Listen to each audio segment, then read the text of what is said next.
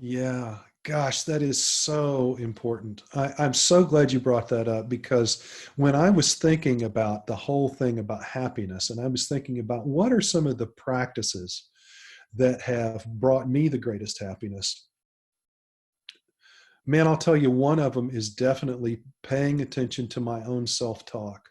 Yeah. You know, so my profession is I'm a counselor and a psychotherapist, and going through my studies as an undergraduate in psychology and then going into my master's program, I learned all about self talk. Well, not all about it, but I heard a lot about self talk and the importance of it and bringing our clients' attention to their own self talk and some of those things. And I thought, yeah, that's real smart. That's good stuff. But I didn't really practice it myself. Yeah. And I guess I was probably about 40 years old when I really started taking the self talk seriously, and really paying attention to all of the ways that I spoke to myself in negative, belittling, harshly critical ways. Now, you talk about something that most of us got in programmed into us from childhood. That's one of the most common, is that parental language those two giants used to try to correct us and point out how we were being wrong or bad. Yeah. And then the way we get it from our peers when we're growing up and our teachers, we internalize all that stuff. And we do it to ourselves to try to beat other people to the punch. The idea is if I'm critical to myself, if I'm tough on myself, then maybe I'll behave in ways that other people will not have to be critical and tough on me about. And so if we pay attention to that, sometimes we can find that self-talk is just terribly negative and unproductive, and in fact counterproductive. And so one of the most important things any of us can do is to start to reframe that language. Okay, so this negative self-talk is about something I've observed in myself that I know is, or that I believe is not good for me. It's not being productive. It's not conducive to the kind of relationships that I want to have or whatever. So there's that truth of it. Now, what's a more positive way of me responding to that truth? A way that, you know, would take advantage of my strengths. And in the process, essentially what we're doing is we're just starting to become our own best friends Yeah. when we do that we talk to ourselves the way we would somebody we really deeply care about. And I just think that's one of the most important things any of us can do for happiness in our lives. Yeah, and I guess I'll just go ahead and throw my business out there as an example because particularly when I was younger, man, I had really bad depression, and one of the thoughts that would go through my head, God, hundreds of times a day, and it goes through everybody's heads who has those same symptoms. Nobody loves you, nobody cares about you. You Mm, just go off on this like rant, and those not knowing how their thoughts trigger emotions, it reinforces that depressive cycle. And doing like more like of the contemplative practice after I got into young, and really asking myself, the origins of why I feel that way. It was I think it has a lot to do with when I was a kid. I had really bad dyslexia, and I had mm, really bad learning disorders, and we didn't really have financial needs for medication, stuff like that, right?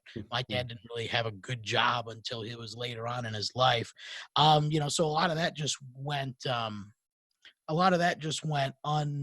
unnoticed, um, or untreated, I should say. mhm. So I had a lot of trouble reading. I had a lot of trouble, understanding a lot of things. And my mom, God bless her, let's just say she has her own anger issues that she's always been Mm, working on. mm. So a lot of that frustration, and I would reckon with the financial stuff as well, was kind of thrown on me at that. So, finding that origin in it, though, going back to that parental approval we were talking about, I feel like if we don't give ourselves that approval that we're searching for by developing our own talents, by developing and cultivating our own sense of self, that's what reinforces that cycle, and that's what causes those negative thoughts to kind of manifest from within us. Yeah. Yeah. There's a there's a technique in psychotherapy called self-parenting, where people that are starting to get in touch with this internal dialogue, this critical voice, parental voice that we're talking about, when they're starting to become aware of it, where they kind of have this um, method of recognizing, oh, there's the harsh critical parental voice, and inviting kind of another kind of parental voice. It's like, okay, I'm going to be, we were talking about being my own best friend. I'm going to be, or a part of me is going to be my own parent Mhm. who's going to talk to me the way I think a parent really should talk to a child who's struggling with whatever I happen to be struggling with. And, and that practice not only undoes uh, the negativity, but replaces it with something positive from within myself. And so there's a lot of developmental value in that. And one of the important things, that's involved in there is it's not enough to just try to stop the negativity. We have to replace it with something. And when we can replace it with something from within ourselves, then that is really affirming, and we can recognize, oh, I've got this, I've got these untapped potentials within myself that I can use to bring a greater sense of wholeness and integration and well-being into my life, and then share that with others.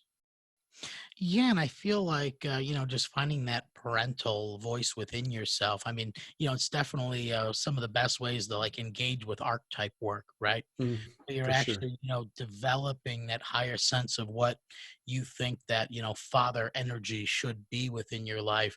But sometimes, and this is this is gonna sound really, really bad in comparison to what you just said, but I did something similar when I was a kid.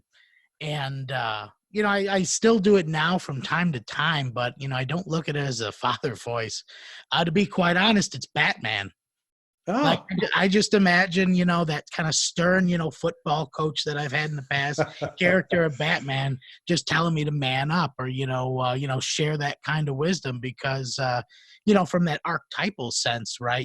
Batman is the guy who kind of Yeah. overcomes his shadow. You know what I mean? Yeah, He he's the takes Dark all Knight. Yeah, yeah, he takes all those things that were traumatic or that would limit him, and he uses those as the core of his strength. Yes. So, even, if you're just, picking a hero that you had growing up, right?